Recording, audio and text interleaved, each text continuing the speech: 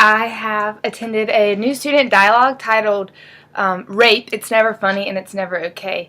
This dialogue was not what I expected at all. However, I did learn from it and got to experience a true dialogue. We learned the difference between dialogues, discussions, and debates, and how debates tend to be heated and over controversy such as religion, politics, and any issues that you have a strong opinion about.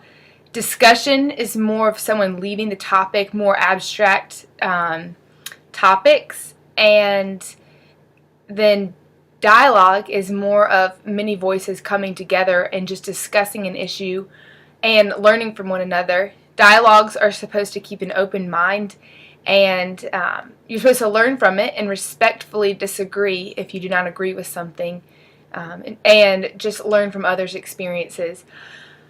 Going into this new student dialogue, I thought we were going to learn about rape and situations that you need to look out for, and just I was not expecting a dialogue such as this. I was expecting a leader to facilitate all of the topics and to teach us about how to be safe in situations such as being out on the street by yourself, going grocery shopping late at night, being in a crowded area such as a party, stuff like that. However, this was a dialogue, and so we mainly talked about our issues and our past experiences. And I feel overall that our group did discover true dialogue. We had many active voices. There was a few, including the leaders, there were a few main voices that were very active in the discussion. I would say about 5 to 10 people spoke regularly, and then there were more passive voices and people that just listened but did do discuss in dialogue, such as myself. I only spoke up a few times, but I did listen and engage in the conversation and do active listening.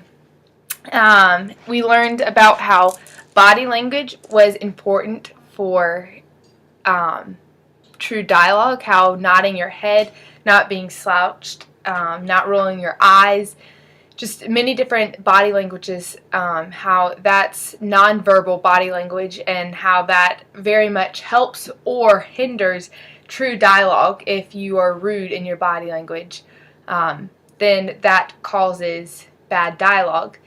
Throughout this dialogue, I was able to hear of many people's stories of how people signed up for this dialogue because they wanted to see how they could help a friend that was raped or molested, so they could help discuss that with them in a nice manner.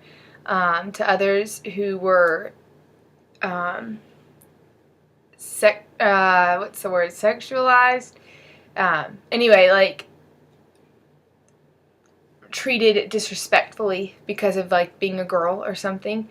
And it really related to my past experiences with relating to rape or sexual misconduct, of how when I was a camp counselor, in Alaska mainly, and in Asheville, North Carolina, I dealt with many cases that girls were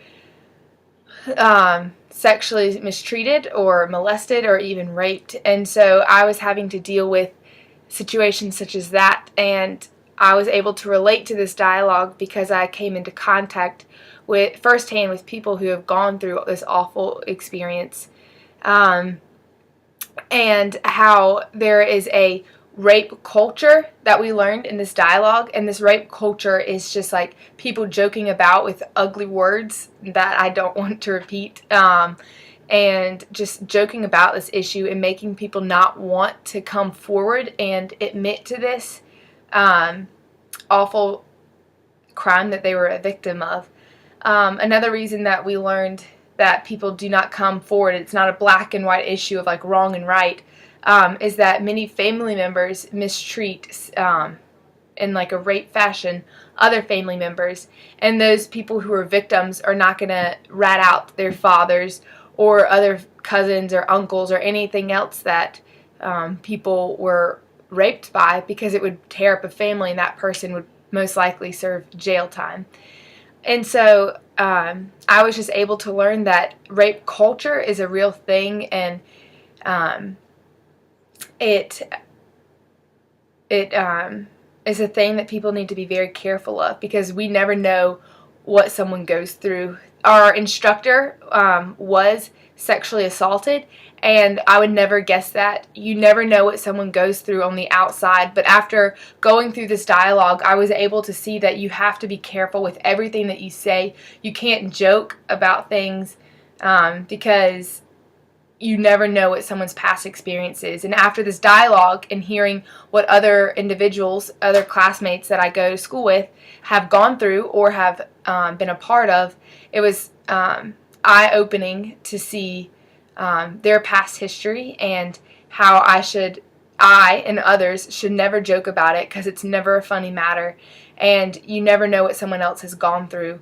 So just treat every situation as it comes, and respectfully, and that's it. So anyway, I really enjoyed this dialogue. I saw it as beneficial. I played a good role in this dialogue, and I did mostly active listening, and I was able to come away with a new perspective on how to treat rape culture. Thank you.